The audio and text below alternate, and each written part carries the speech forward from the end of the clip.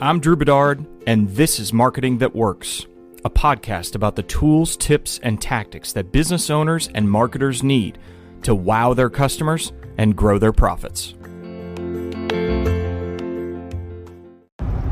Hey everybody, welcome back to the Marketing That Works podcast. It's your host, Drew Bedard. It's funny, I was on a Zoom call with my friends down at the Birthplace Country Music in Bristol, Virginia, because it's on the other side of the state line yesterday, and my friend Kim Davis, who was on there, was recommending that everybody in the room listen to my podcast, but she was saying, Drew's gotten real fancy with the audio equipment. Well, I'm going back in the day right here to not fancy, just me in the car talking to you while I drive to work. So, but I've got a good subject for you today, something I touched on actually in that Zoom call yesterday, and something I just wanted to reiterate and emphasize for you guys, the audience. If this is beneficial to you today, if you'd share it with one person, I'd greatly appreciate it. And thanks again for always listening and sharing the show and rooting me on this 4-year journey of this hobby podcast. But so today's subject is doing what the platform wants you to do. And what do I mean by that? First and foremost, you have to cater to your audience. You have to know what your audience wants, what they like, what they want to hear more of in marketing, and data will tell you that. Data, comments, engagement, community, they will tell you what they want more of and what they want less of. So that's first and foremost. But we were getting into a discussion yesterday about what helps when you're trying to up engagement or up some of your metrics on some of the social media platforms. And what I talked about yesterday was you need to realize that these platforms, while they're free, most of them, and obviously there's some pay-to-play elements with Instagram and Facebook and Twitter and everything else to get some additional impressions and engagement. But the platforms themselves, they want certain things. And one thing in particular is they want you not to click off of their platform.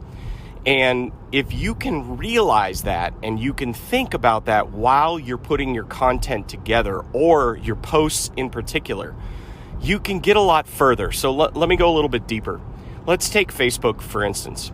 Facebook not only wants you to stay on the platform, they want you to share, but one of their biggest things is they understand people stay longer on the platform if people engage and have some sort of dialogue in the comments of a post.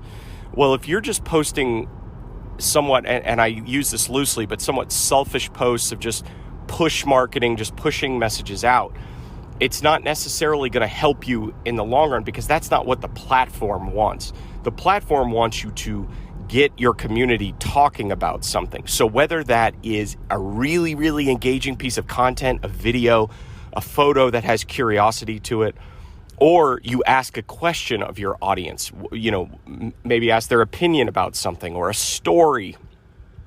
So that's something that Facebook wants. Facebook also wants to see their new innovations do well. So, just like any company, when they launch a new product, they want to see their new shiny object do well. So over the last couple of years, you've seen Facebook introduce some new elements, whether it's, their ad creator studio. So if you use Creator Studio, you might get a little bump.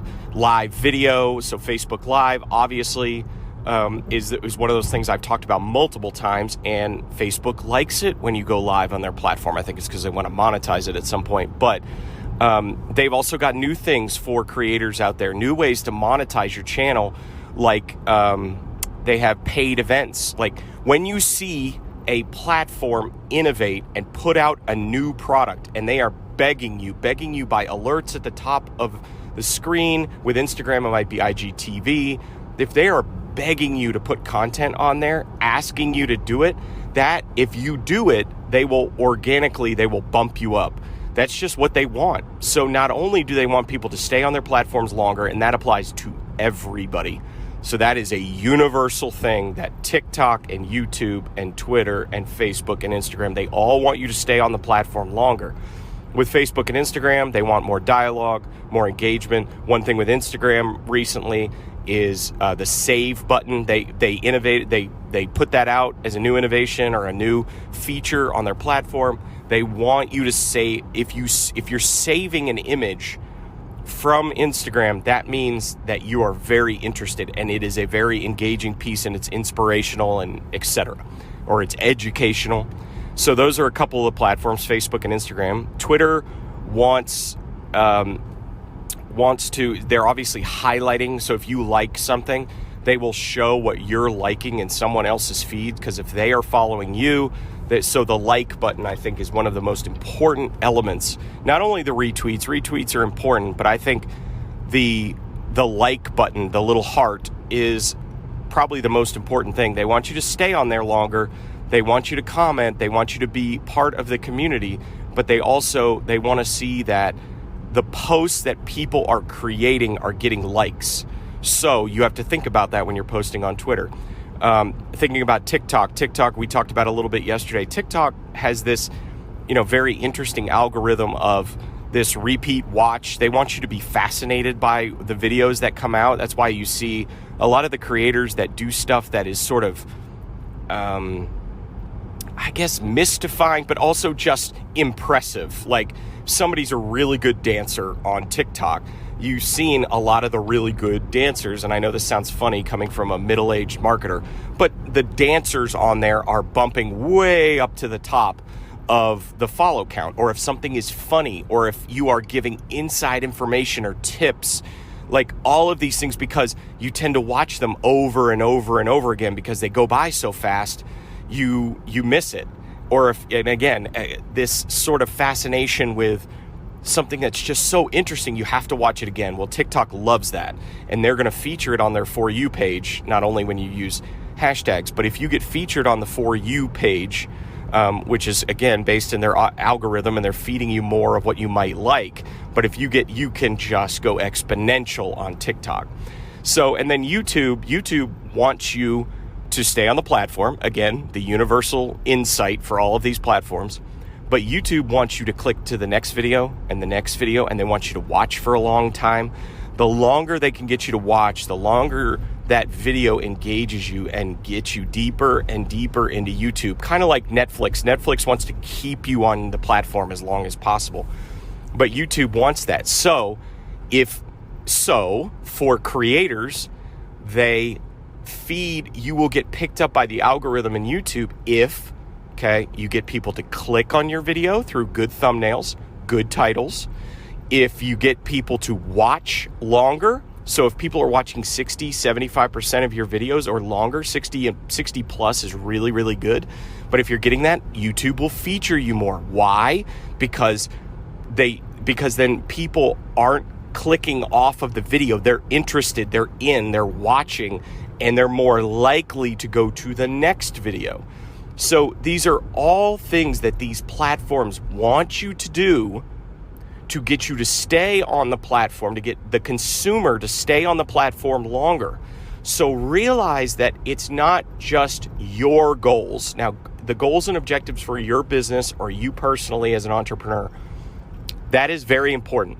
But you have to understand that you are dealing, especially with free platforms, you are dealing with platforms that want certain things. And if you give them what they want, they will bump you up in the algorithms and give you more organic reach. So just think about that today when you're posting. Think about on Facebook, can you create a conversation? Think about on Instagram, is this savable? Think about on YouTube, is this going to get my consumer of this content to stay on the video for 60% of the video? Can I get them to stay longer? Is my thumbnail good? Is my title good? TikTok, can I fascinate someone with my content? Can I make it so engaging that they'll watch it multiple times? And Twitter, can I get someone to like this post? Will they like it? Will my consumers like it? Because if they like it, it will be featured in other people's feeds. So I hope this was helpful today. If you have any more questions, obviously hit me up on social media, at Drew Bedard on Twitter and Instagram. So I hope this was helpful. Share it with one person today if it was. And otherwise, I will see you guys next time. Thanks for listening.